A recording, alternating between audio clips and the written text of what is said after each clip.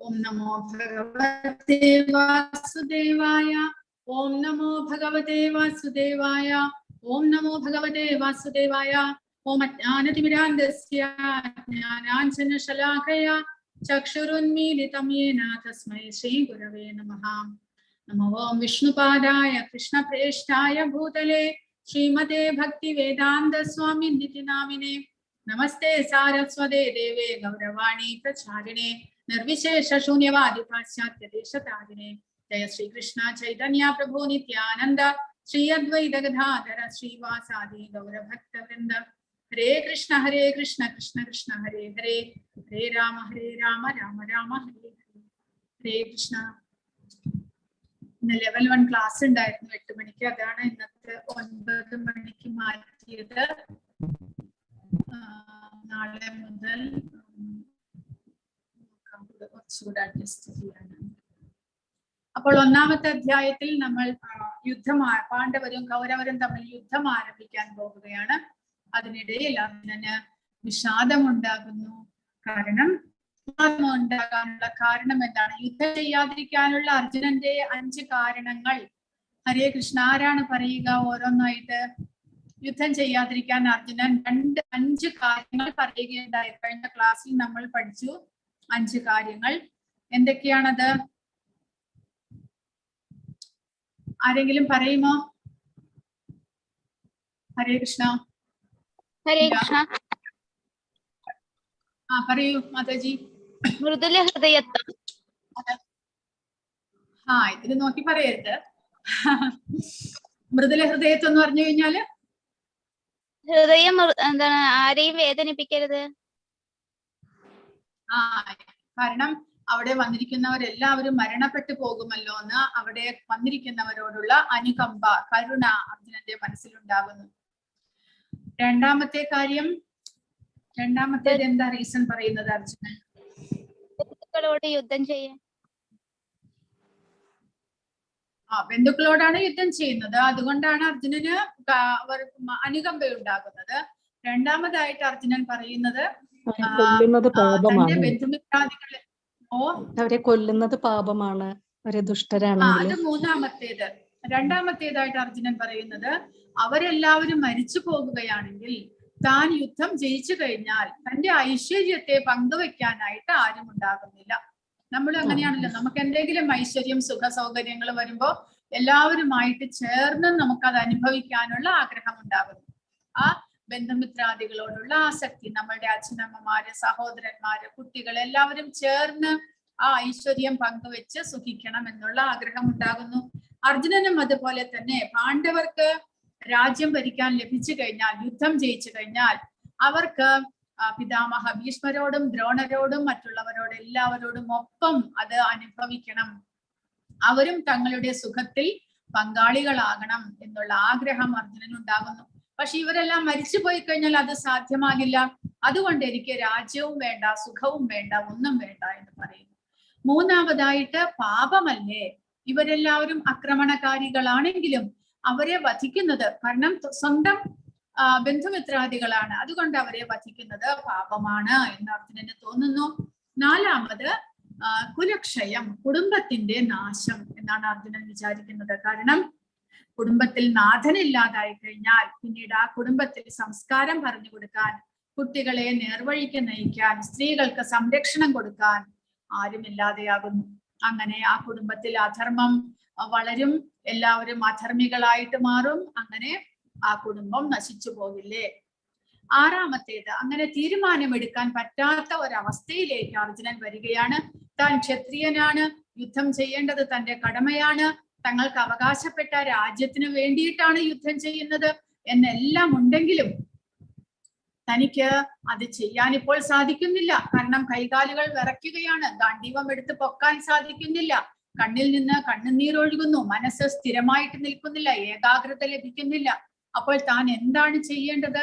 തീരുമാനമെടുക്കാൻ പറ്റാത്ത അവസ്ഥ. യുദ്ധം ചെയ്യണോ, അല്ല കൗരവന്മാരാൽ കൊല്ലപ്പെടണമോ, ഏതാണ് തനിക്ക് യോജിച്ചതായിട്ടുള്ളത് എന്ന് അറിയാൻ പറ്റാത്ത അവസ്ഥയിലേക്ക് അർജുനൻ വന്നെത്തുകയാണ്. അപ്പോൾ അർജുനൻ എന്താണ് ചെയ്യാൻ പോകുന്നത് എന്ന് നമുക്ക് നോക്കാം. പക്ഷെ ഇവിടെ ഭഗവാൻ അർജുനനെ ശാസിക്കുന്നുണ്ട്. എന്തിനു വേണ്ടിയിട്ട്? ഉത്തരവാദിത്വം ഏറ്റെടുക്കുന്നതിന് പകരം അർജുനൻ തന്റെ കടമ നിർവഹിക്കാനുള്ള സന്നദ്ധതയില്ലായ്മയെ ന്യായീകരിക്കാൻ ആഗ്രഹിക്കുകയാണ്. ഭഗവാൻ അങ്ങനെയാണ് വിചാരിക്കുന്നത്. കാരണം അർജുനന്റെ പിൻബലത്തിലാണ് പാണ്ഡവ സൈന്യം മുഴുവനും നിൽക്കുന്നത് തന്നെ. കാരണം അർജുനനില്ലെങ്കിൽ അവരെല്ലാവരും തോറ്റുപോകും. അർജുനനാണ് മെയിൻ പോരാളി. അപ്പോൾ ആ സമയത്ത് അതിന്റെ നേതൃത്വം ഏറ്റെടുക്കാൻ അർജുനൻ ഇല്ലാതെ വന്നാൽ, അർജുനൻ അതിൽ നിന്ന് പിന്തിരിഞ്ഞു കഴിഞ്ഞാൽ അത് പാണ്ഡവരുടെ തോൽവിക്ക് സമാനമാണ്. അപ്പോൾ ഇവിടെ പക്ഷേ അർജുനൻ എന്താണ് ചെയ്യുന്നത്? യുദ്ധം ചെയ്യാൻ താൻ അത് നേതൃത്വം ഏറ്റെടുക്കുന്നതിന് പകരം അതിൽ നിന്ന് പിന്തിരിയാനായിട്ട് ഓരോ കാരണങ്ങൾ പറയുകയല്ലേ എന്നാണ് ഇവിടെ വിചാരിക്കുന്നത്. അർജുനന്റെ ന്യായീകരണം മൂലം അങ്ങനെയാണ് വിചാരിക്കുന്നത് എന്ന് പറയുന്നു. അങ്ങനെ സഞ്ജയൻ പറയുന്നു, അർജുനൻ രണാങ്കണത്തിൽ വെച്ച് ഇത്രയും പറഞ്ഞിട്ട് വില്ലും ശരങ്ങളും താഴെയിട്ട് അത്യന്തം ദുഃഖിതനായി തേരിൽ ഇരിപ്പാകുന്നു. അപ്പോൾ ഇനി അടുത്തതായിട്ട് ഭഗവാനാണ് ഇതിന് ഉത്തരം പറയേണ്ടത്. ഭഗവാൻ എന്താണ് പറയാൻ പോകുന്നത്? 1 മുതൽ 10 പറയൂ. ഇത് അത് കാരണങ്ങൾ ഓർഡറിൽ തന്നെ പഠിക്കണം മാതാജി. 5 ഓർഡർ തന്നെ വേണം നിർബന്ധമുണ്ടോ? അല്ല, ഓർഡറിൽ എന്ന് വെച്ച് കഴിഞ്ഞാല് അത് ആ ശ്ലോകത്തിന്റെ സീക്വൻസ് വഴിയാണ് ഇതിൽ പറഞ്ഞിരിക്കുന്നത്. അത്ര മാത്രമേ ഉള്ളൂ കേട്ടോ. ആ ശ്ലോകത്തിന്റെ സീക്വൻസ് അങ്ങനെ ആയതുകൊണ്ട് അങ്ങനെ പറഞ്ഞിരിക്കും. ശരി.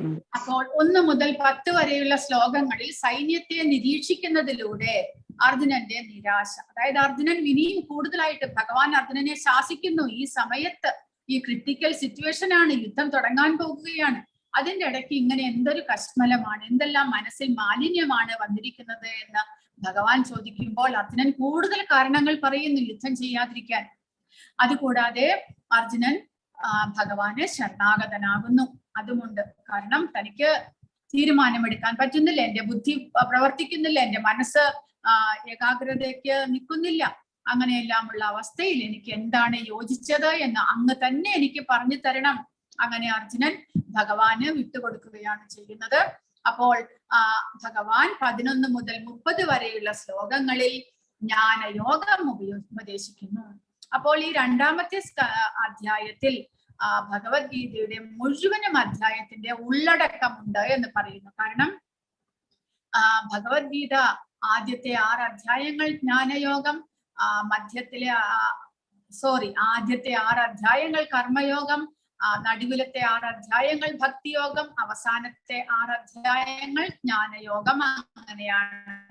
പക്ഷെ ഈ 2ാമത്തെ അധ്യായത്തിൽ ഭഗവാൻ 11 മുതൽ 30 വരെ ജ്ഞാനയോഗത്തെ ഉപദേശിക്കുന്നു. 31 മുതൽ 37 വരെ കർമ്മയോഗത്തെ ഉപദേശിക്കുന്നു.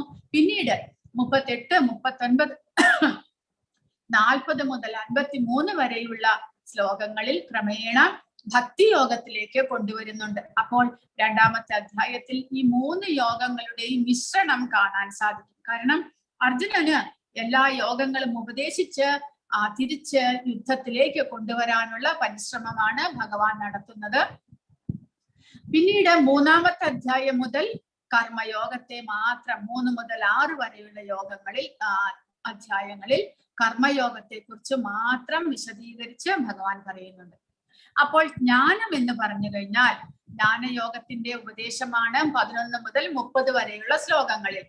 ആത്മാവിനെ കുറിച്ചുള്ള അതീന്ദ്രിയമായിട്ടുള്ള അറിവ്, അതായത് ജീവാത്മാവും ശരീരവും തമ്മിൽ വ്യത്യാസമുണ്ടോ, ഉണ്ടെങ്കിൽ എന്താണത് എന്ന് ഭഗവാൻ വിശദീകരിച്ച് പറയുന്നു 11 മുതൽ 30 വരെയുള്ള ശ്ലോകങ്ങളിൽ.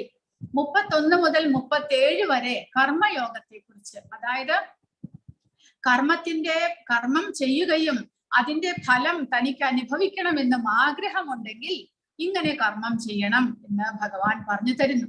പിന്നീട് 38, 39 കർമ്മത്തിന്റെ ഫലത്തിൽ ആസക്തിയില്ലാതെ ഉള്ള കർമ്മമാണെങ്കിൽ എങ്ങനെയാണ് ചെയ്യേണ്ടത്, അതിലേക്ക് നമ്മൾ എങ്ങനെ തിരിയണം. നിഷ്കാമ കർമ്മയോഗം എന്നതിന് പറയുന്നു.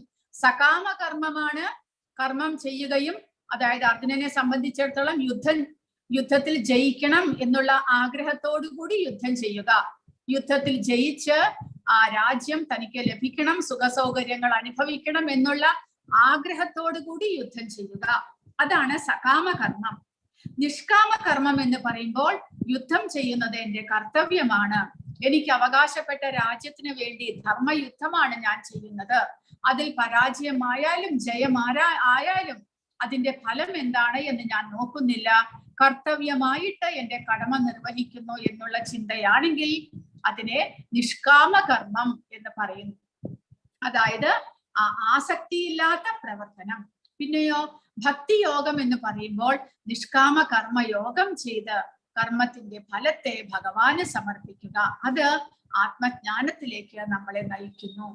അങ്ങനെയാണ് ക്രമേണയുള്ള പുരോഗതിയാണ് രണ്ടാമത്തെ അധ്യായത്തിൽ പറയുന്നത്. അപ്പോൾ എന്തുകൊണ്ട് ഇത് ഭഗവാനോട് അർജുനൻ ഭഗവാന് ശരണാഗതനാകുന്നു? സ്വയം ഒരു തീരുമാനം എടുത്തുകൂടായിരുന്നു അർജുനന് താൻ എന്ത് ചെയ്യണമെന്ന്? എന്തുകൊണ്ട് ഭഗവാന് ശരണാഗതനായി? കാരണം സ്വന്തം ധാരണയനുസരിച്ച് നിരീക്ഷിക്കുന്നത് പലപ്പോഴും നിരാശയിലേക്ക് നയിക്കുന്നു. കാരണം എന്താണ്? ശ്രദ്ധ കുറവുണ്ട്, പ്രവൃത്തിയോടുള്ള അവഗണനയുണ്ട്. കൂടാതെ മനുഷ്യനായിട്ട് ഭൗതിക പ്രപഞ്ചത്തിൽ നമുക്ക് 4 തരം കുറവുകളുണ്ട്. ഒന്നാമത്തെ കുറവ്, നമ്മൾ സാധാരണ മനുഷ്യരായതുകൊണ്ട് നമുക്ക് തെറ്റ് പറ്റും.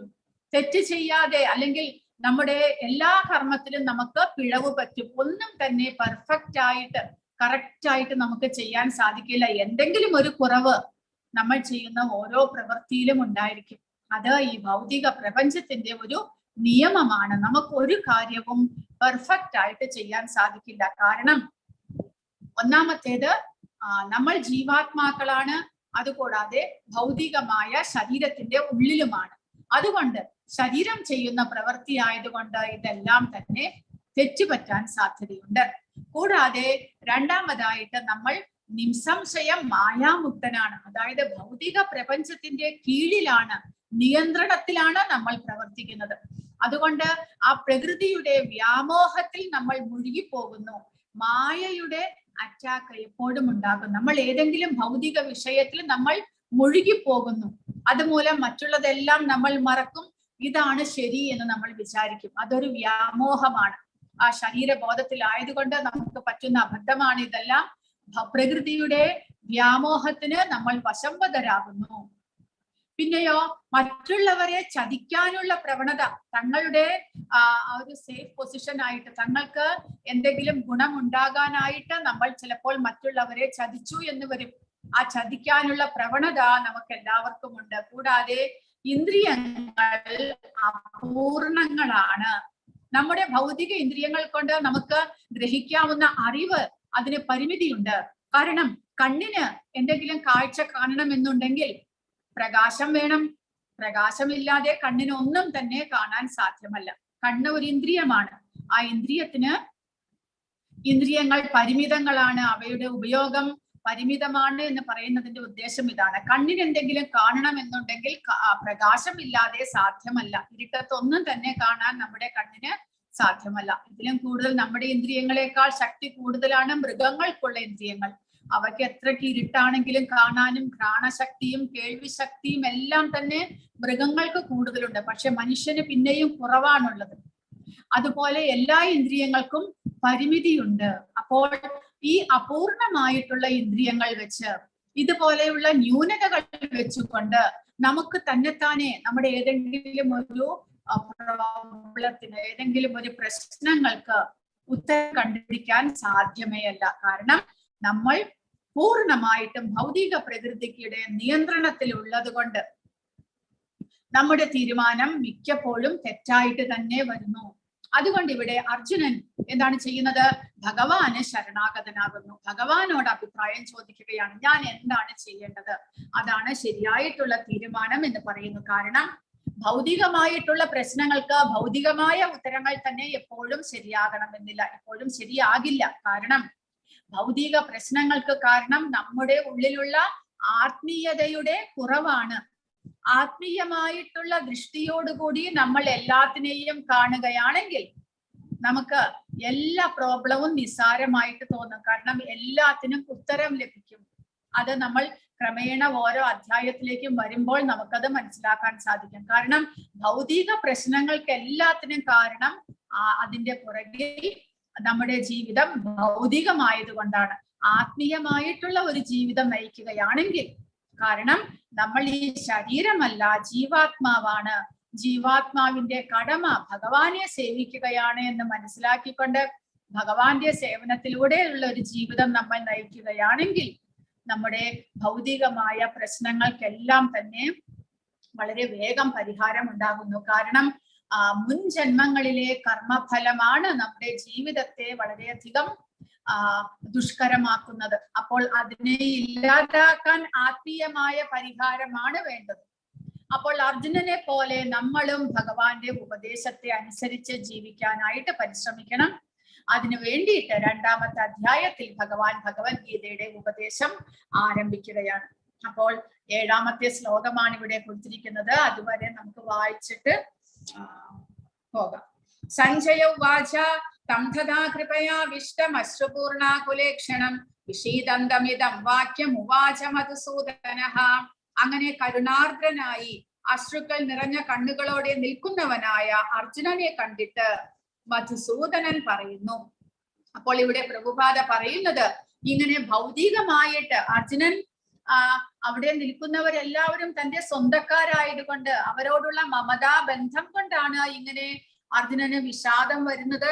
അപ്പോൾ അതെല്ലാം തന്നെ ഒരു മുങ്ങിച്ചാകാൻ പോകുന്ന ഒരാളുടെ ഉടുപ്പിനെ നമ്മൾ രക്ഷിക്കുന്നത് പോലെയാണ് എന്ന് പ്രഭുപാദ പറയുന്നു. കാരണം അർജുനൻ അവിടെ നിൽക്കുന്നവരുടെ ശരീരത്തെ രക്ഷിക്കാനാണ് ശ്രമിക്കുന്നത്.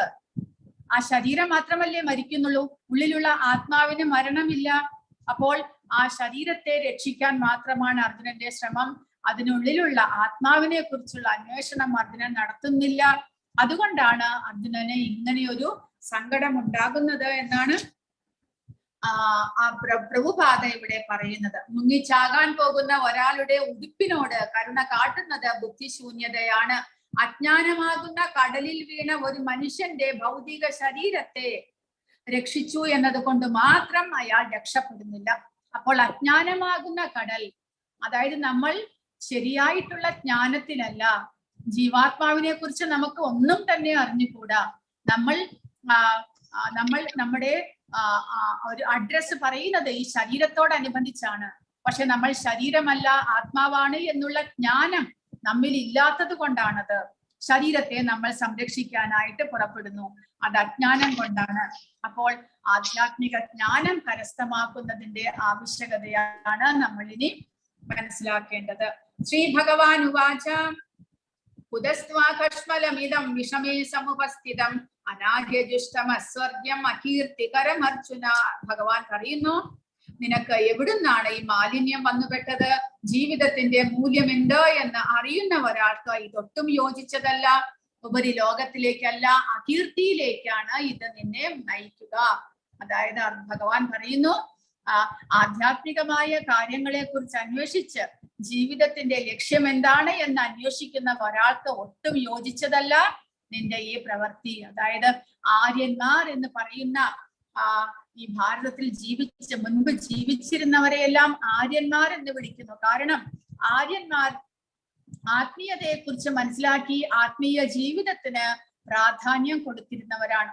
അതുകൊണ്ടാണ് അവരെ ആര്യർ എന്ന് വിളിക്കുന്നത്. അവർ ദേഹബോധത്തിൽ ഒരിക്കലും പ്രവർത്തിച്ചിരുന്നില്ല.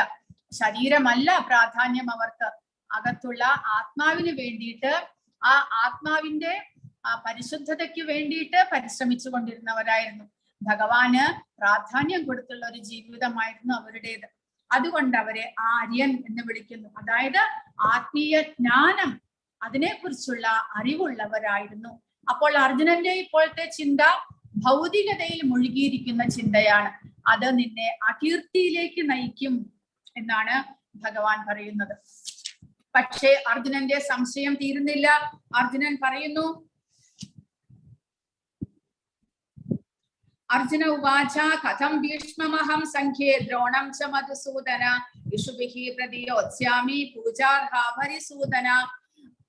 പൂജാർഹരായ ഭീഷ്മരെയും ദ്രോണരെയും പോലുള്ളവർക്കെതിരെ ഞാൻ എങ്ങനെ അസ്ത്രങ്ങളാൽ തിരിച്ചടിക്കും? എന്റെ ഗുരുജനങ്ങളായ മഹാത്മാക്കളുടെ ജീവിതം കൊണ്ട് പന്താടുന്നതിനേക്കാൾ നല്ലത് ഭിക്ഷയാചിച്ച് ഉപജീവനം നയിക്കുന്നതായിരിക്കും. ലൗകിക നേട്ടങ്ങൾ ആഗ്രഹിക്കുന്നവരാണെങ്കിലും ഗുരുജനങ്ങളായ അവർ വധിക്കപ്പെടുകയാണെങ്കിൽ നാം ആസ്വദിക്കുന്ന സുഖങ്ങളെല്ലാം രക്തപങ്കിലമായിരിക്കും എന്ന് അർജുനൻ പറയുന്നു.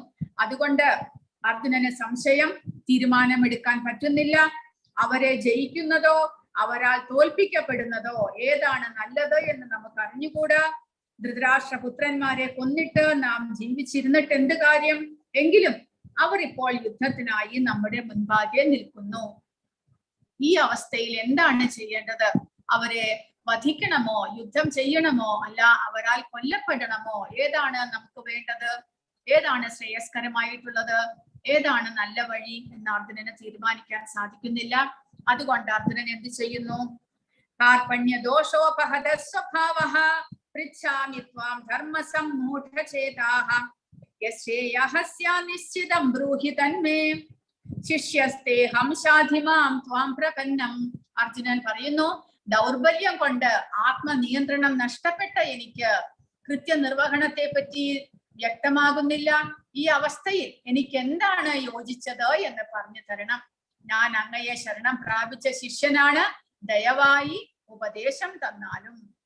അപ്പോൾ അർജുനന് സ്വയം മനസ്സിലാകുന്നു, എന്റെ ഹൃദയ ദൗർബല്യമാണ് ഇതിനെല്ലാത്തിനും കാരണം. എന്റെ ബന്ധുമിത്രാദികളോടുള്ള മമതാബന്ധമാണ് ഇതിനെല്ലാത്തിനും കാരണം. എന്റെ മനസ്സിൽ ഇങ്ങനെയുള്ള സംശയങ്ങളും കരുണയും എല്ലാം വരാൻ കാരണം എന്റെ മമതാബന്ധമാണ്. അതെന്റെ ഹൃദയത്തിന്റെ ദൗർബല്യമാണ്, അറ്റാച്ച്മെന്റ്.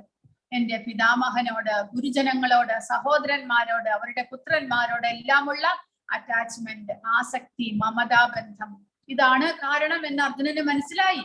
അതുകൊണ്ട് എനിക്ക് എന്റെ കൃത്യനിർവഹണം, എന്റെ കർത്തവ്യത്തെ ചെയ്യാൻ പോലും എനിക്ക് സാധിക്കുന്നില്ല. കാരണം അവരോടുള്ള അറ്റാച്ച്മെന്റ് കാരണം. ഞാൻ ക്ഷത്രിയനായതുകൊണ്ട് എന്റെ കർത്തവ്യമാണ് യുദ്ധം ചെയ്യുക എന്നുള്ളത്. പക്ഷെ അത് ചെയ്യാൻ തന്നെ എനിക്ക് സാധിക്കുന്നില്ല. അതുകൊണ്ട് ഈ അവസ്ഥയിൽ ഞാൻ അങ്ങയെ ശരണം പ്രാപിക്കുന്നു, എനിക്ക് ഉപദേശം തന്നാലും എന്നാണ് അർജുനൻ പറയുന്നത്. അങ്ങനെ അർജുനൻ സ്വയം ഒരു കൃപണനായി കണക്കാക്കുന്നു. കാർപണ്യ ദോഷ എന്നാണ് ഇവിടെ പറഞ്ഞിരിക്കുന്നത്. എന്ന് പറഞ്ഞാൽ കൃപണൻ എന്ന് പറഞ്ഞാൽ പിശുക്കൻ എന്ന് പറയുന്നു. പിശുക്കൻ എന്ന് പറഞ്ഞാൽ ആത്മീയമായ തലത്തിൽ സ്വന്തം കർത്തവ്യത്തിന്റെ ഫലം സ്വയം അനുഭവിക്കാൻ, വേറെ ആർക്കും കൊടുക്കാതെ തനിക്ക് മാത്രം അനുഭവിക്കാനായിട്ട് ആഗ്രഹിക്കുന്ന ഒരാളാണ് കൃപണൻ എന്ന് പറയുന്നത്. എന്ന് പറഞ്ഞാൽ അയാൾ ഭൗതികതയിൽ മുഴുകിയിരിക്കുന്നു. കാരണം ഞാൻ സമ്പാദിക്കുന്ന സ്വത്ത്, എന്റെ ഭാര്യ, മക്കൾ, എന്റെ സുഹൃത്തുക്കൾ, എന്റെ ബന്ധുമിത്രാദികൾ, ഇവരെല്ലാവരും ഒരു പട്ടാളക്കാരെ പോലെ എന്നെ സംരക്ഷിക്കാനുണ്ടാകും. ഇതെല്ലാം കൊണ്ട് ഞാനൊരു സുഖസമൃദ്ധമായ ജീവിതം നയിക്കും എന്ന് വിചാരിക്കുന്ന ഒരാളാണ് കൃപണൻ. അയാൾക്ക് മനസ്സിൽ ആധ്യാത്മിക ജ്ഞാനമേ ഇല്ല. കാരണം ഇത് ഭൗതിക പ്രപഞ്ചമാണ്. ഇവിടെ ആർക്കും ഒരാൾക്ക് വേറൊരാളെ സംരക്ഷിക്കാനോ അയാൾക്ക് പ്രൊട്ടക്ഷൻ കൊടുക്കാനോ ഒന്നും തന്നെ സാധ്യമല്ല. കാരണം ഓരോരുത്തരും അവരവരുടെ കർമ്മഫലത്തിന്റെ ഫലമാണ് അനുഭവിക്കുന്നത്. കർമ്മം ചെയ്തതിന്റെ ഫലം സുഖദുഃഖങ്ങളായിട്ട് അനുഭവിക്കുന്നത്. മറ്റുള്ളവർക്ക് അതിൽ ഇടപെടാനേ സാധ്യമല്ല. ഞാൻ അനുഭവിക്കുന്ന വേദനകൾ എന്റെ വീട്ടിലെ വേറെ ആർക്കും തന്നെ അത് കുറയ്ക്കാനോ കൂട്ടാനോ ഒന്നും തന്നെ സാധ്യമല്ല. കാരണം എന്റെ കർമ്മഫലമാണ് ഞാൻ അനുഭവിക്കുന്നത്. അതിനെക്കുറിച്ചുള്ള അറിവില്ലാത്ത ഒരാൾ, അയാൾ തനിക്ക് ഈ ഭൗതിക പ്രപഞ്ചത്തിൽ ഇതെല്ലാം തന്നെ തന്റെ ബന്ധുമിത്രാദികളും സുഹൃത്തുക്കളും താൻ സമ്പാദിച്ചിരിക്കുന്ന ധനവും എല്ലാം തനിക്ക് ഉപകാരപ്പെടും, അവരെല്ലാം തന്നെ എന്റെ സംരക്ഷണത്തിന് ഉപകാരപ്പെടുമെന്ന് വിചാരിച്ചിരിക്കുന്നു. അങ്ങനെയുള്ള ആളാണ് കൃപണൻ. അയാൾ തന്റെ കർമ്മഫലത്ത് കൊണ്ട് ഭഗവാനെ സേവിക്കാനോ ഭഗവാന് വേണ്ടി എന്തെങ്കിലും ചെയ്യാനോ അവർ ശ്രമിക്കുന്നില്ല എന്ന് പറയുന്നു. അതെല്ലാം അശ്രദ്ധ എന്നാണ് ഇവിടെ കൊടുത്തിരിക്കുന്നത്. കടമയെ കുറിച്ചുള്ള ആശയക്കുഴപ്പം. ഞാനൊരു യോദ്ധാവായി പ്രവർത്തിക്കണോ അതോ എന്റെ യുദ്ധത്തെ ത്യജിക്കണോ എന്നുള്ള വിചാരം.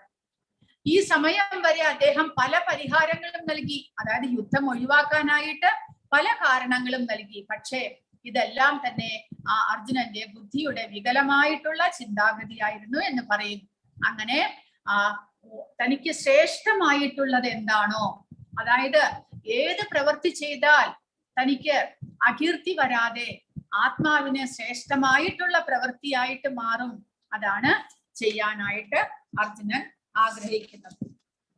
അപ്പോൾ പ്രേയസ് ശ്രേയസ് ശ്രേയ എന്നിവിടെ പഠിച്ചിരിക്കുന്നു. ശ്രേയ തനിക്ക് ശ്രേയസ്സായിട്ടുള്ളത്. അപ്പോൾ ശ്രേയസ് പ്രേയസ് എന്നിങ്ങനെ രണ്ട് പ്രവൃത്തികളുണ്ട് ഭൗതിക പ്രപഞ്ചത്തിൽ. ശ്രേയസ്കരമായിട്ടുള്ളത് എന്ന് പറഞ്ഞാൽ ആത്മീയമായിട്ടുള്ള പ്രവൃത്തികൾ. അതുമൂലം നമ്മൾ ഉയർന്നു പോകുന്നു. ജീവാത്മാവിന് ഈ താൻ ഇപ്പോൾ ഏത് അവസ്ഥയിലാണോ, ഏത് ശരീരമാണോ തനിക്ക് ലഭിച്ചിരിക്കുന്നത്, അതിനേക്കാൾ ഉയർന്ന തലത്തിലുള്ള ശരീരത്തിലേക്ക് പോകാനായിട്ട് സാധിക്കുന്നു. അതാണ് ശ്രേയസ്കരമായിട്ടുള്ള പ്രവൃത്തി.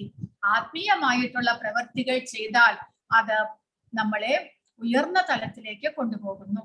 എന്നാൽ പ്രേയസ് എന്ന് പറഞ്ഞാലോ ഭൗതികമായിട്ടുള്ള ശാരീരിക ബോധത്തിൽ ശാരീരിക സുഖത്തിനു വേണ്ടി ചെയ്യുന്ന പ്രവൃത്തികൾ നമ്മളെ കർമ്മഫലം മൂലം അധപ്പതിപ്പിച്ച് കൊണ്ടുപോകുന്നു. ഭൗതിക തലത്തിൽ തന്നെ നമ്മളെ നിർത്തുന്നു. അതിന് പ്രേയസ് എന്ന് പറയുന്നു. അപ്പോൾ ഇവിടെ അർജുനൻ ഉയർന്ന നിലയിലേക്ക് പോകാനായിട്ട് ആഗ്രഹിക്കുന്നു. അതുകൊണ്ട് അർജുനൻ തനിക്ക് ശ്രേയസ്കരമായിട്ടുള്ളത് എന്താണോ അത് പറഞ്ഞു തരാനായിട്ടാണ് ഭഗവാനോട് ഉപദേശിക്കുന്നത്. അപ്പോൾ ഭഗവാൻ അങ്ങനെ ഭഗവത്ഗീതയുടെ ഉപദേശങ്ങൾ അർജുനന് പറഞ്ഞു കൊടുക്കുകയാണ്. സഞ്ജയ ഉവാച ഏവമുക്ത്വാ ഋഷികേശം ഗുഡാകേശപരന്തപഃ നയോത്സ്യ ഇതി ഗോവിന്ദമുക്ത്വാ തൂഷ്ണീഭൂവഃ. ഇത്രയും പറഞ്ഞിട്ട് ശത്രു സംഹാരിയായ അർജുനൻ, അതായത് ഗുഡാകേശ എന്നിവിടെ അർജുനന്റെ പേര്, പരന്തപ എന്നുള്ള അർജുനന്റെ പേര്. ഗുഡാകേശ എന്ന് പറഞ്ഞാൽ നിദ്രയെ ജയിച്ചവൻ, പരന്തപ എന്ന് പറഞ്ഞാൽ ശത്രുക്കളെ സംഹരിക്കാനായിട്ട് കെൽപ്പുള്ള ആൾ, അതാണ് പരന്തപ. ഗോവിന്ദ ഞാൻ യുദ്ധം ചെയ്യുകയില്ല എന്ന് കൃഷ്ണനെ ഉണർത്തിച്ചുകൊണ്ട് മൗനം പൂണ്ടു. അപ്പോൾ തമുവാച ഋഷികേശഃ പ്രഹസൻ ഇവ ഭാരത സേനയോരുഭയോർ മധ്യേ വിഷീദന്തമിദം വചഃ. ഭഗവാൻ മന്ദഹാസത്തോടുകൂടി, അർജുനന്റെ വില്ലാളി വീരനായിട്ടുള്ള അർജുനനാണ് ഇങ്ങനെയെല്ലാം സംസാരിക്കുന്നത്. അർജുനന്റെ മനസ്സിലുണ്ടാകുന്ന ആ ഒരു പരിഭ്രമത്തെ ഓർത്തിച്ച്, വിഷമത്തെ ഓർത്ത് ഭഗവാൻ മന്ദഹസിക്കുന്നു. തമുവാച ഋഷികേശഃ പ്രഹസൻ ഇവ ഭാരത. മന്ദഹാസത്തോടു കൂടി ഭഗവാൻ പറയുകയാണ്. എന്ത്? ആ സേനയോരുഭയോർ മധ്യേ, രണ്ട് സൈന്യത്തിന്റെയും നടുവിൽ വെച്ച് വിഷാദനായിട്ടിരിക്കുന്ന അർജുനനെ നോക്കി ഭഗവാൻ മന്ദഹസിച്ചുകൊണ്ട് പറയുകയാണ് എന്ന് പറയുന്നു. അതായത് സ്നേഹിതൻ ശിഷ്യനായതോർത്ത് ഭഗവാൻ മന്ദഹസിക്കുന്നു. ഭഗവാന്റെ മന്ദഹാസനത്തിന് പിറകിൽ 2-3 കാര്യങ്ങളുണ്ട്. ഒന്ന്, അർജുനൻ വില്ലാളി വീരനായിരുന്നു. ആ വില്ലാളി വീരനായ അർജുനൻ ഇപ്പോൾ യുദ്ധം ചെയ്യണോ വേണ്ടയോ എന്ന് പറഞ്ഞുകൊണ്ടിരിക്കുന്നു.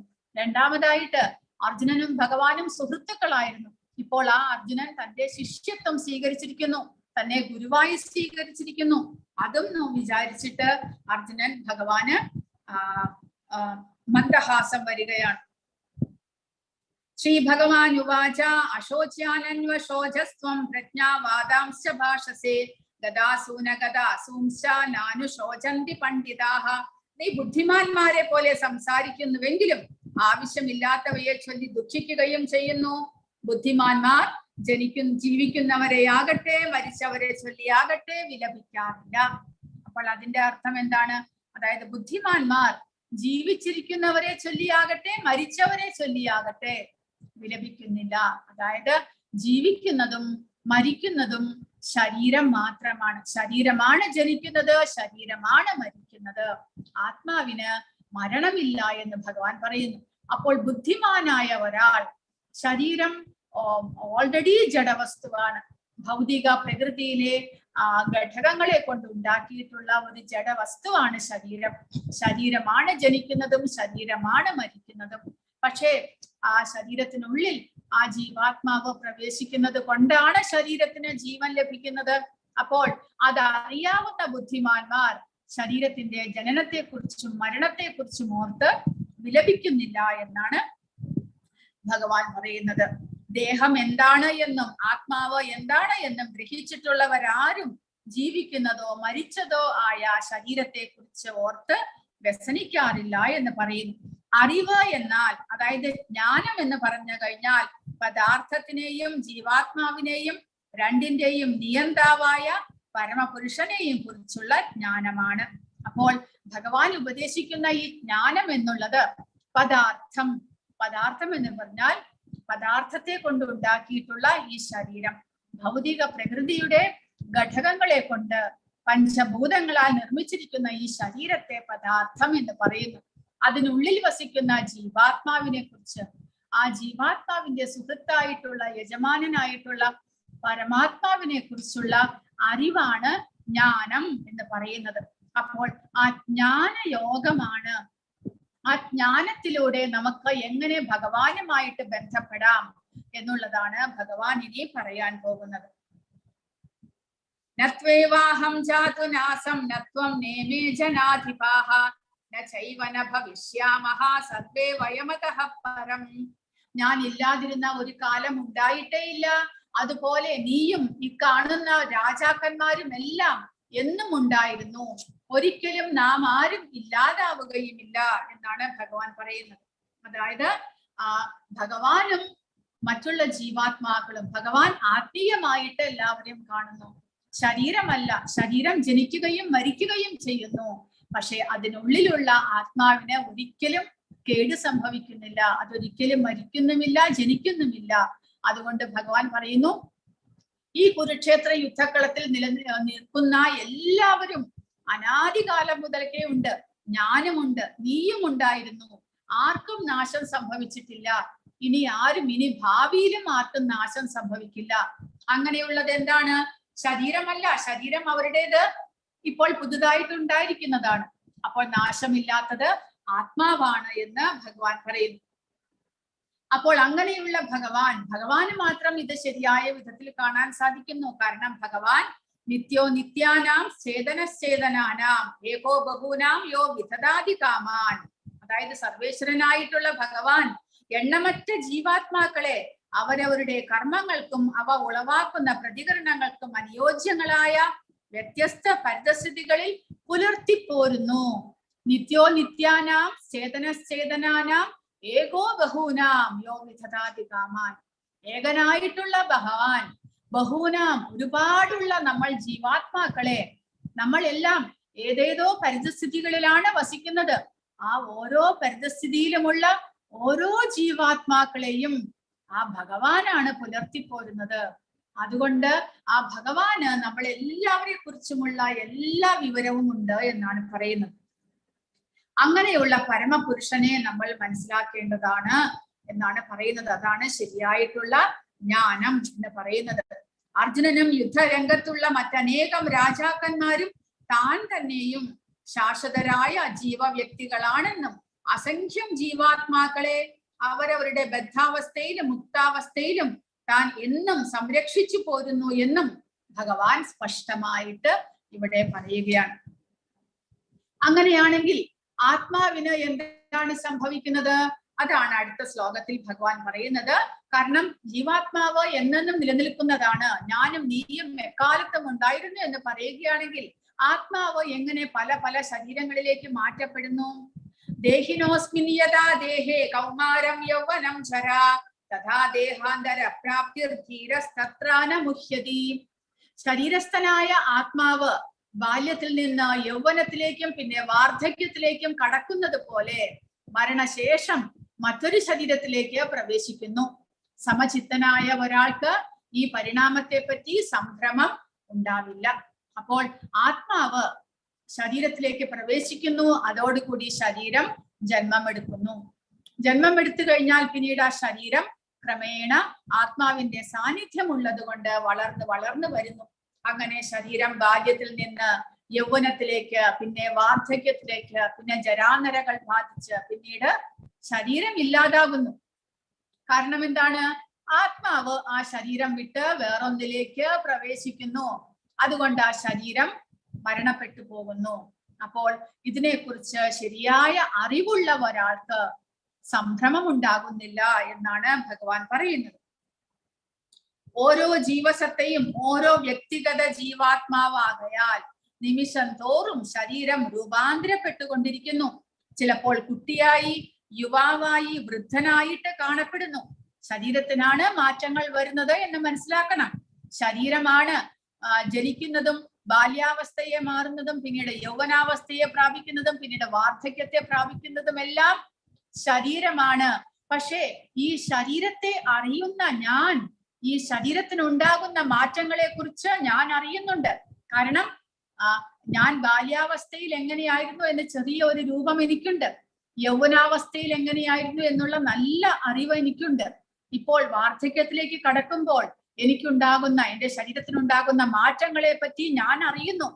അപ്പോൾ ആ ഞാനാണ് ജീവാത്മാവ്, ശരീരത്തെ കുറിച്ച് അറിയുന്ന ഞാൻ. അപ്പോൾ അങ്ങനെയുള്ള ആ ജീവാത്മാവിനെ കുറിച്ച് ശരിയായിട്ട് നമ്മൾ മനസ്സിലാക്കി കഴിഞ്ഞാൽ ഏത് സിറ്റുവേഷനിലും നമുക്ക് സംഭ്രമം ഉണ്ടാകില്ല എന്നാണ് ഭഗവാൻ പറയുന്നത്. അപ്പോൾ ധീരസ്തത്രന് മുഹ്യതി എന്നിവിടെ കൊടുത്തിരിക്കുന്നു.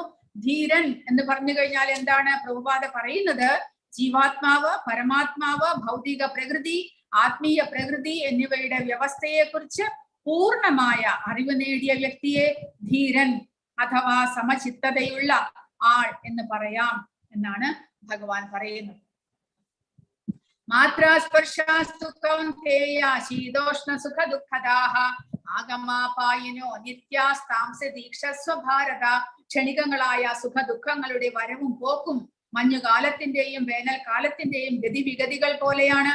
ഇന്ദ്രിയാനുഭൂതികളിൽ നിന്ന് അവയുണ്ടാകുന്നു. അപ്പോൾ ശരീരത്തിനുണ്ടാകുന്ന മാറ്റങ്ങൾക്ക് കാരണം, അല്ലെങ്കിൽ സുഖ ദുഃഖങ്ങൾ അനുഭവിക്കുന്നതിന് എല്ലാം കാരണം ഇന്ദ്രിയങ്ങളാണ്. അതായത് ഭൗതിക പ്രകൃതിയിൽ കാലാവസ്ഥയ്ക്ക് മാറ്റങ്ങൾ ഉണ്ടാകുന്നു. അതനുസരിച്ച് നമ്മൾ എന്തെങ്കിലും മാറ്റങ്ങൾ വരുത്തുന്നു, ശരീരത്തിന് മാറ്റങ്ങൾ വരുത്തുന്നു. ചൂട് അധികമാകുമ്പോൾ നമ്മൾ ശരീരത്തിന് ചൂട് കുറയ്ക്കാനുള്ള വഴികൾ നോക്കുന്നു. തണുപ്പ് അധികമാകുമ്പോൾ ശരീരം ചൂടായിരിക്കാനുള്ള വഴികൾ നോക്കുന്നു. ഇതെല്ലാം തന്നെ ശാരീരികമാണ്. നമ്മൾ അതെല്ലാം സഹിക്കാൻ പഠിക്കണം എന്നാണ് ഭഗവാൻ പറയുന്നത്. കാരണം ഇന്ദ്രിയങ്ങൾക്കാണ് ഈ അനുഭൂതി ഉണ്ടാകുന്നത്. അല്ലാതെ ശരീരം ചൂടും തണുപ്പും അറിയുന്നത് നമ്മുടെ ശരീരത്തിന്റെ ത്വക്ക് മൂലമാണ്. ഈ ത്വക്ക് ഒരു ഇന്ദ്രിയമാണ്. അതുപോലെ കണ്ണിന് കാഴ്ച ലഭിക്കുന്നതും ചെവിയിലൂടെ കേൾക്കുന്നതും മറ്റെല്ലാം തന്നെ നമ്മുടെ ഇന്ദ്രിയങ്ങൾക്കാണ് ഓരോ അനുഭൂതികൾ ഉണ്ടാകുന്നത്. അപ്പോൾ അത് മനസ്സിലാക്കിയിട്ട് അതെല്ലാം സഹിക്കാൻ നമ്മൾ പഠിക്കുക. കാരണം ഇതൊന്നും തന്നെ ശാശ്വതമല്ല. അതുകൊണ്ട് സുഖദുഃഖങ്ങളും മഞ്ഞും ചൂടും തണുപ്പും ഇതെല്ലാം തന്നെ ശാരീരികമായതുകൊണ്ട് അതെല്ലാം താൽക്കാലികമാണ്. അതുകൊണ്ട് അവയെ നമ്മൾ സഹിക്കാൻ പഠിക്കണം എന്ന് പറയുന്നു. യം ഹീനം യഥയന്ത്യേതേ പുരുഷം പുരുഷർഷഭ സമദുഃഖ സുഖം ധീരം സോമൃതത്വായ കൽപ്പതേ.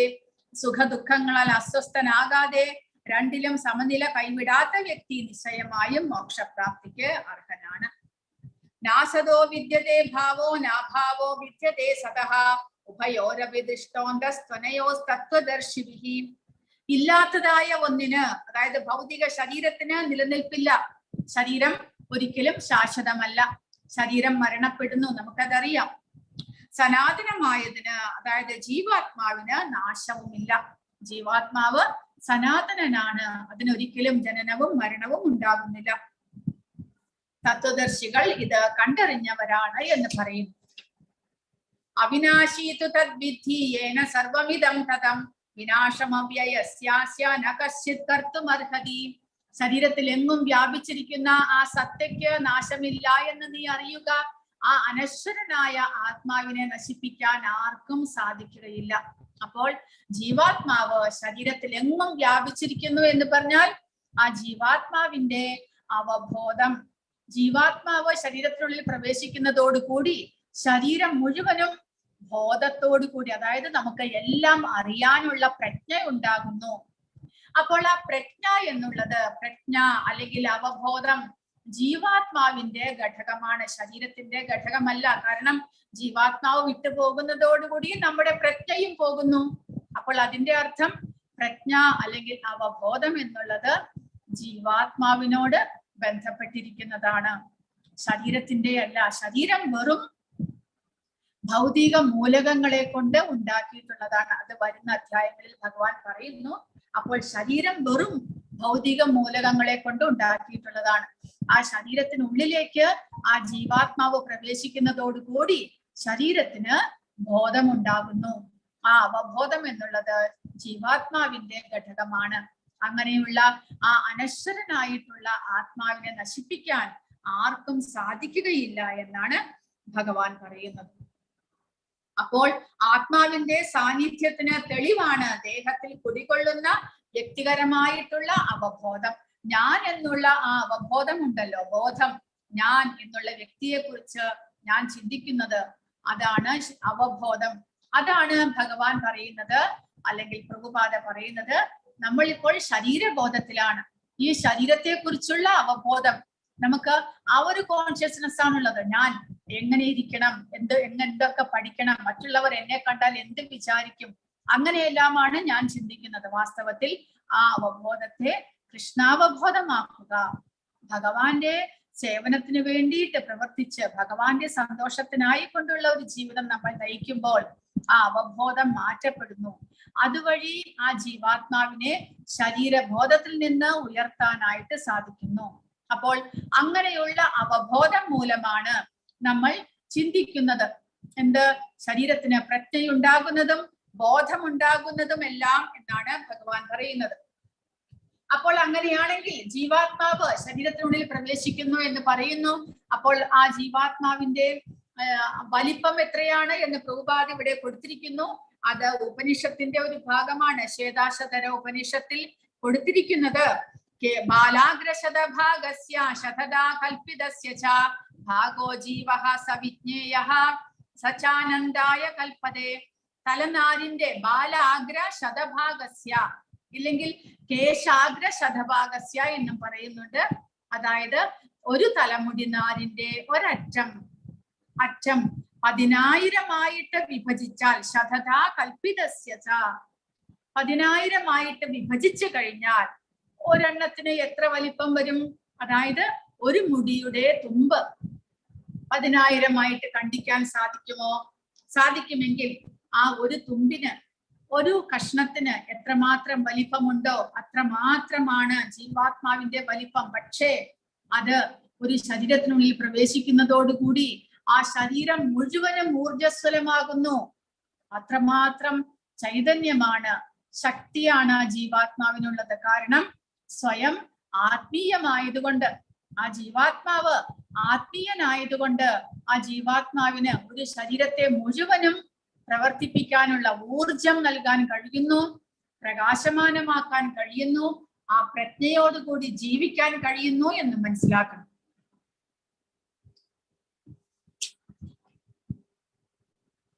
അന്തവന്തൈമേ ദേഹ നിത്യസ്യോക്താ ശരീരിണഃ അനാശിനോ പ്രമേയസ്യ തസ്മാൽ യുദ്ധസ്വ ഭാരത. ഈ ഭൗതിക ദേഹത്തിനെ നാശമുള്ളൂ, അതിൽ വാഴുന്ന ജീവാത്മാവ് ശാശ്വതനാണ്, അപരിമേയനും നാശമില്ലാത്തവനുമാണ്. അതുകൊണ്ട് അർജുന, നീ യുദ്ധം ചെയ്യുക. അതായത് ഈ കുരുക്ഷേത്ര യുദ്ധക്കളത്തിൽ വന്നിരിക്കുന്നവരെല്ലാവരും അവരുടെ ശരീരം മാത്രമേ നശിക്കുന്നുള്ളൂ എന്ന് ഭഗവാൻ പറയുന്നു. ഭീഷ്മ പിതാമഹനാണെങ്കിലും ദ്രോണാചാര്യനാണെങ്കിലും അവരുടെ ശരീരം മാത്രമേ നശിക്കുന്നുള്ളൂ, ആത്മാവിന് നാശമില്ല. അതുകൊണ്ട് യുദ്ധം ചെയ്യുന്നതിൽ തെറ്റൊന്നുമില്ല എന്നാണ് ഭഗവാൻ പറയുന്നത്. യേനം വേത്തി ഹന്താരം യശ്ചൈനം മന്യതേ ഹതം ഉഭൗ തൗ ന വിജാനീതോ നായം ഹന്തീന ഹന്യതേ. ജീവാത്മാവ് കൊല്ലപ്പെട്ടുവെന്നോ ആരെങ്കിലും കൊല്ലുന്നുവെന്നോ കരുതുന്നവൻ ജ്ഞാനിയല്ല. ആത്മാവ് കൊല്ലുകയോ മരിക്കുകയോ ഇല്ല. അതായത് ജീവാത്മാവിന് ആരെയും കൊല്ലാനും സാധ്യമല്ല, ജീവാത്മാവിനെ ആർക്കും കൊല്ലാനും സാധ്യമല്ല. അപ്പോൾ ഒരാളെ കൊന്നു എന്ന് പറയുമ്പോൾ ആ ശരീരത്തെ മാത്രം, ഓൾറെഡി എന്തായാലും മരിക്കാനുള്ള ആ ശരീരത്തെ മാത്രമേ മറ്റൊരാൾക്ക് കൊല്ലാൻ സാധ്യമുള്ളൂ. ആ ശരീരത്തിനുള്ളിലുള്ള ജീവാത്മാവിനെ ഒന്നും ചെയ്യാനായിട്ട് ആർക്കും സാധ്യമല്ല. അതാണ് ശരിയായിട്ടുള്ള അറിവ്. ന ജായതേ മ്രിയതേ വാ കഥാചിന്നായം ഭൂത്വാ ഭവിതാ വാ ന ഭൂയഃ അജോ നിത്യഃ ശാശ്വതോയം പുരാണോ ന ഹന്യതേ ഹന്യമാനേ ശരീരേ. ആത്മാവിന് ഒരിക്കലും ജനന മരണങ്ങളില്ല, അത് ഉണ്ടായിട്ടില്ല, ഉണ്ടാകുന്നില്ല, ഭാവിയിൽ ഉണ്ടാവുകയുമില്ല. അജനും നിത്യനും ശാശ്വതനും പ്രാചീനനുമാണത്. ശരീരം നശിക്കുമ്പോൾ അതിന് മരണമില്ല. ഇതെല്ലാം ആത്മാവിനെയും ശരീരത്തിനെയും കുറിച്ചുള്ള വ്യത്യാസങ്ങളാണ് ഭഗവാൻ പറഞ്ഞു തരുന്നത്. വേദാ വിനാശിനം നിത്യം യേനമചമവ്യയം കഥം സ പുരുഷഃ പാർത്ഥ കംഭാതയതി ഹന്തികം. ആത്മാവ് നാശമില്ലാത്തവനും അജനും പരിണാമങ്ങളും ഇല്ലാത്തവനുമാണ് എന്ന് അറിയുന്ന ഒരാൾക്ക് ആരെങ്കിലും കൊല്ലാനോ കൊലയ്ക്ക് പ്രേരിപ്പിക്കാനോ എങ്ങനെ കഴിയും? അപ്പോൾ ഒരു നിമിഷം ചിന്തിച്ചു നോക്കുക. ഈ ശരീരം വെറും ഒരു ജഡവസ്തുവാണ്. ആ ജഡവസ്തുവായ ശരീരത്തിനുള്ളിലേക്ക് ജീവാത്മാവ് പ്രവേശിക്കുന്നത് കൊണ്ടാണ് ശരീരത്തിന് ബോധമുണ്ടാക്കുന്നത്, ജീവൻ ഉണ്ടാക്കുന്നത്, അല്ലെങ്കിൽ പ്രാണൻ വരുന്നത്. അപ്പോൾ അങ്ങനെ വരുമ്പോൾ നമ്മൾ ഒരാളെ പകപോക്കാനായിട്ട് ഒരാളെ കൊല്ലുക എന്ന് വിചാരിക്കുക. ആ ശരീരം എന്തായാലും ജഡവസ്തുവാണ്. അങ്ങനെയുള്ള ജഡവസ്തുവിനെ നമ്മൾ വീണ്ടും കൊന്നിട്ട് എന്താണ് പ്രയോജനം ഉണ്ടാകുന്നത്? അതാണ് ഭഗവാൻ ഇവിടെ പറയുന്നത്. കാരണം ആ ശരീരത്തിന് ഊർജം നൽകുന്നതും പ്രാണൻ നൽകുന്നതും എല്ലാം തന്നെ ആ ജീവാത്മാവാണ്. ആ ജീവാത്മാവിനെ നമുക്കൊന്നും ചെയ്യാൻ സാധ്യമല്ല. അങ്ങനെയുള്ളപ്പോൾ ആ ഒരു അറിവുള്ള ഒരാൾക്ക് ഒരു ശരീരത്തെ എന്തെങ്കിലും ചെയ്യാൻ, ഒരാളെ കൊല്ലാനോ ഉപദ്രവിക്കാനോ എന്തെങ്കിലും തോന്നുമോ? ഒരിക്കലും ഇല്ല എന്നാണ് ഭഗവാൻ പറയുന്നത്. ആത്മാവ് നാശമില്ലാത്തവനും അജനും പരിണാമങ്ങളില്ലാത്തവനും ആണ് എന്ന് അറിയുന്ന ഒരാൾക്ക് വേറൊരാളെ എങ്ങനെ കൊല്ലാൻ സാധിക്കും? കാരണം അർത്ഥമില്ലാത്ത ഒരു പ്രവൃത്തിയാണ്. എന്താണെങ്കിലും ആ ശരീരം നശിക്കാനുള്ളതാണ്. അതൊരിക്കലും ശാശ്വതമായിട്ട് നിൽക്കുന്നില്ല. അങ്ങനെ വരുമ്പോൾ ആ ശരീരത്തെ വധിച്ചത് കൊണ്ട് ഒരാൾക്ക് എന്താണ് ലഭിക്കുന്നത്? അതുകൊണ്ട് അറിവുള്ളവർക്ക്, ഇതിനെക്കുറിച്ചുള്ള യഥാർത്ഥമായിട്ടുള്ള അറിവുള്ളവർ ഒരിക്കലും ഒരാളെ കൊല്ലാനോ ഉപദ്രവിക്കാനോ കൊലയ്ക്ക് പ്രേരിപ്പിക്കാനോ ചെയ്യുകയില്ല എന്നാണ് ഭഗവാൻ പറയുന്നത്. വാസാംസി ജീർണാനി യഥാ വിഹായ നവാനി ഗൃഹാതി നരോപരാണി തഥാ ശരീരാണി വിഹായ ജീർണാനി അന്യാനി സംയാതി നവാനി ദേഹി. പഴകിയ ഉടുപ്പുകൾ മാറ്റി പുതിയവ എടുത്തണിയുന്നത് പോലെ ജീർണിച്ച് ഉപയോഗിക്കാൻ കൊള്ളാത്തതായ ഭൗതിക ശരീരങ്ങൾ ഉപേക്ഷിച്ച് ദേഹി പുതിയ ദേഹങ്ങൾ സ്വീകരിക്കുന്നു. അപ്പോൾ ഉടുപ്പുകൾ മാറ്റുന്നത് പോലെയാണ് ജീവാത്മാവിന് ഈ ശരീരം എന്നുള്ളത് ഒരു യന്ത്രം, തനിക്ക് പ്രവർത്തിക്കാനുള്ള ഒരു യന്ത്രം മാത്രമാണ്. അല്ലെങ്കിൽ ആ ശരീരത്തിന് നമ്മൾ അണിയുന്ന ഉടുപ്പുകൾ പോലെയാണ്. ഉടുപ്പുകൾ പഴകിയാൽ നമ്മൾ മാറ്റുന്നു. അതുപോലെ ശരീരം പഴകി കഴിയുമ്പോൾ, ഉപയോഗിക്കാൻ സാധിക്കാതെ വരുമ്പോൾ ജീവാത്മാവ് അത് ഉപേക്ഷിച്ച് പുതിയ ഒരു ശരീരത്തെ സ്വീകരിക്കുകയാണ് ചെയ്യുന്നത്. ആത്മാവിനെ ആയുധങ്ങൾക്ക് മുറിക്കാനാവില്ല, വെള്ളത്തിന് നനയ്ക്കാനോ അഗ്നിക്ക് ദഹിപ്പിക്കാനോ കാറ്റിന് ശോഷിപ്പിക്കാനോ കഴിയുകയില്ല എന്ന് പറയുന്നു. ദഹിപ്പിക്കാനോ കുതിർക്കാനോ ഉണക്കാനോ കഴിയില്ല. ശാശ്വതനും സർവത്ര ഗമിക്കാൻ കഴിവുള്ളവനും പരിണാമങ്ങൾക്ക് അതീതനും അചഞ്ചലനും നിത്യനുമാണ് ഈ ആത്മാവ്. അദൃശ്യനും അചിന്യനും മാറ്റമില്ലാത്തവനുമാണ് ആത്മാവ്. ഇതറിയുന്നത് കൊണ്ട് നീ ശരീരത്തെ കുറിച്ച് ദുഃഖിക്കരുത്. അതുകൊണ്ട് ഭഗവാൻ അർജുനനോട് പറയുന്നത്, ഇവിടെ വന്നിരിക്കുന്നവരെ എല്ലാവരെയും തനിക്ക് വധിക്കേണ്ടി വരുമല്ലോ, അതോടുകൂടി അവരുടെ എക്സിസ്റ്റൻസ് തന്നെ ഇല്ലാതാകുന്നു എന്നാണ് അർജുനൻ കരുതിയത്. തന്റെ മുന്നിൽ അവരാരും പിന്നെ ഉണ്ടാകില്ല, തന്നോടൊപ്പം ജീവിക്കാൻ ആരും ഉണ്ടാകില്ല എന്ന് വിചാരിച്ച് അർജുനൻ വിഷമിക്കുന്നു. പക്ഷെ ഭഗവാൻ പറയുന്നു, ഇല്ല, അവരുടെ ശരീരം മാത്രമേ നശിച്ചു പോകുന്നുള്ളൂ, അതിനുള്ളിലുള്ള ആത്മാവിന് ഒന്നും സംഭവിക്കുന്നില്ല. അതുകൊണ്ട് യുദ്ധം ചെയ്യാൻ വിഷമിക്കേണ്ട ആവശ്യമില്ല എന്നാണ് ഭഗവാൻ പറയുന്നത്. അഥചൈനം നിത്യജാതം നിത്യം വാ മന്യസേ മൃതം തഥാപി ത്വം മഹാബാഹോ നൈവം ശോചിതമർഹസി. അഥവാ ആത്മാവ് ജനിക്കുകയും എന്നേക്കുമായി മരിക്കുകയും ചെയ്യുന്നു എന്ന് വിചാരിക്കുകയാണെങ്കിലും ഒന്നും ദുഃഖിക്കാനില്ല എന്ന് പറയുന്നു. കാരണം ജാതസ്യ ഹി ധ്രുവോ മൃത്യുർ ധ്രുവം ജന്മമൃതസ്യ ച തസ്മാദപരിഹാര്യർത്ഥേന ത്വം ശോചിതുമർഹസി. ജനിച്ചവന് മരണം നിശ്ചയമാണ്, മരിച്ചവന് ജനനവും നിശ്ചയമാണ്. അതായത് മരിച്ചു കഴിഞ്ഞാൽ വീണ്ടും പുനർജനിക്കും, ജനിച്ചു കഴിഞ്ഞാലോ വീണ്ടും മരിക്കുകയും ചെയ്യും. ഈ ഭൗതിക പ്രപഞ്ചത്തിന്റെ നിയമമാണത്. അതുകൊണ്ട് അത് വിചാരിച്ചും ദുഃഖിക്കാനില്ല. ആശ്ചര്യവത് പശ്യതി കശ്ചിദേനം ആശ്ചര്യവത് വദതി തഥൈവ ചാന്യഃ ആശ്ചര്യവത് ശൈലമന്യഃ ശൃണോതി ശ്രുത്വാഭ്യേനം വേദന ചൈവ കശ്ചിത്. ചിലരുടെ ദൃഷ്ടിയിൽ ആത്മാവ് അതിശയിപ്പിക്കുന്ന ഒന്നാണ്. ചിലർ അതിനെ ആശ്ചര്യകരമായി വർണ്ണിക്കുന്നു, മറ്റു ചിലർ അതിനെപ്പറ്റി ആശ്ചര്യപൂർവം കേൾക്കുന്നു. ചിലരാകട്ടെ അതിനെപ്പറ്റി കേട്ടിട്ടും ഒന്നും മനസ്സിലാക്കാൻ കഴിയുന്നില്ല. എന്താണ് ജീവാത്മാവിന് ഇത്രമാത്രം ആശ്ചര്യകരമായിട്ടുള്ളത്? പ്രഭുപാദ പറയുന്നത്, ഭീമാകാരമായ ഒരു മൃഗത്തിന്റെ ശരീരത്തിലും പടുകൂറ്റൻ വടവൃക്ഷത്തിലും 1 ഇഞ്ച് മാത്രം വരുന്ന സ്ഥലത്ത് ഉൾക്കൊള്ളുന്ന കോടാനുകോടി അതിസൂക്ഷ്മങ്ങളായ ജീവാണുക്കളിൽ ഓരോന്നിലും ഈ അണുമാത്രനായ ജീവാത്മാവ് കുടികൊള്ളുന്നു. അപ്പോൾ ഒരു ചെറിയ ഉറുമ്പിന്റെ ശരീരത്തിലും ഒരു വലിയ ആനയുടെ ശരീരത്തിലും വസിക്കുന്നത് ഒരേപോലെ വലിപ്പമുള്ള, അതായത് തലമുടിനാരിന്റെ അറ്റം 10,000 ആയിട്ട് കണ്ടിച്ചു കഴിഞ്ഞാൽ കിട്ടുന്നത് എത്രയാണോ അത്രമാത്രം വലിപ്പമുള്ള ഒരു ജീവാത്മാവ് പ്രവേശിച്ചിട്ടാണ് ഈ വലിയ ഒരാനയെയും ഒരു ചെറിയ ഉറുമ്പിനെയും നിലനിർത്തുന്നത്. ഇത് ആശ്ചര്യകരമല്ലേ? അതാണ് ചിലരുടെ ദൃഷ്ടിയിൽ ആത്മാവ് വളരെയധികം അതിശയിപ്പിക്കുന്ന ഒന്നാണ്. ആത്മാവിനെ കുറിച്ച് കേൾക്കുന്തോറും അതിശയമാകുന്നു. ചിലർ അതിനെ ആശ്ചര്യകരമായി വീക്ഷിക്കുന്നു, വർണ്ണിക്കുന്നു. ചിലർ അതിനെപ്പറ്റി ആശ്ചര്യകരമായിട്ട് കേൾക്കുന്നു. മറ്റു ചിലർക്കോ എത്ര പറഞ്ഞാലും ആത്മാവിനെ പറ്റി ഒന്നും മനസ്സിലാകുകയുമില്ല. അങ്ങനത്തെ ആൾക്കാരുമുണ്ട്. അപ്പോൾ അങ്ങനെയുള്ള ആത്മാവ് വലിയ ആനയുടെയും തിമിംഗലത്തിനെയും എല്ലാം അവബോധം കൊടുക്കുന്നത്, ആ ശരീരത്തിന് പ്രാണൻ നൽകുന്നത് ഇത്രമാത്രം ചെറിയ ഒരു ആത്മാവാണ്. അപ്പോൾ ആത്മാവ് ഭഗവത് അംശമായതുകൊണ്ടാണ് ആ ഭഗവത് അംശമായിട്ടുള്ള ആത്മാവിന് എത്ര വലിയ ശരീരമായാലും അതിനെ ഊർജത്തോടുകൂടി നിലനിർത്തുവാനും ആ ശരീരത്തിന് പ്രജ്ഞ നൽകാനും കഴിവുള്ളത്. ആധ്യാത്മികമായതുകൊണ്ട് ഭൗതികമായിട്ടുള്ള എല്ലാം തന്നെ നശ്വരമാണ്, അതിന് സ്ഥായിയായിട്ടുള്ള നിലനിൽപ്പില്ല. കൂടാതെ ഭൗതികമായ എല്ലാം തന്നെ ജഡവസ്തുക്കളാണ്. ആ ഭൗതികമായ ജഡവസ്തുവിന്റെ ഉള്ളിൽ ആത്മീയമായിട്ടുള്ള ആ സത്ത പ്രവേശിക്കുമ്പോൾ മാത്രമേ ഭൗതികമായിട്ടുള്ള ശരീരത്തിന് പ്രവർത്തിക്കാനായിട്ട് സാധ്യമാകുന്നുള്ളൂ.